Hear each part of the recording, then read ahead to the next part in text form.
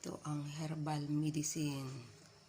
Nakalimutan ko lang kanina pag nang ako nagsislice. Ikat ninyo yung luya, tanglad, kung sa English, lemongrass, and gingerbread. Ginger. Sa Arabic pala gingerbread. And miracle plant. Pakuluan lang to ng pakuluan. Gamot ito sa mga arthritis, sugar, UTI.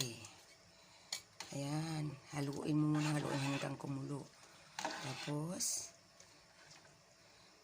hayaan mo lang sa kaserola nga nakababad. At ipainom sa may mga UTI, sugar, high blood, ay mga sakit sa dugo. Ito lang ang pinapainom ko sa aking asawa nga may colon cancer. Pati sa colon pala. Gamot to sa colon. Yung miracle plant. Miracle plant, tanglad at luya.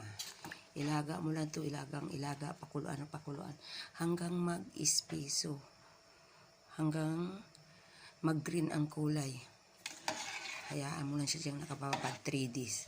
Pero araw-araw, bago mo inumin to, araw-araw, sa umaga, nga wala ka pang kain, pagising sa umaga, pakuluan mo, maligamgam, at inumin.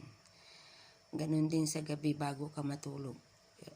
Mag-inom ka din ng isang baso sa umaga. Pero hindi malamig ha, pakuluan mo konti, kailangan maligamgam.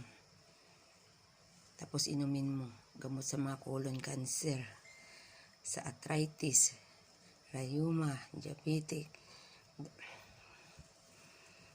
Daming sakit ang dala na ito. Kaya subukan ninyo, magpakulo din kayo ng luya at saka tanglad.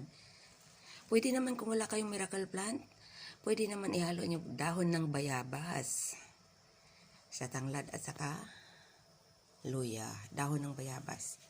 Sa sunod paggawa ko ng dahon ng bayabas.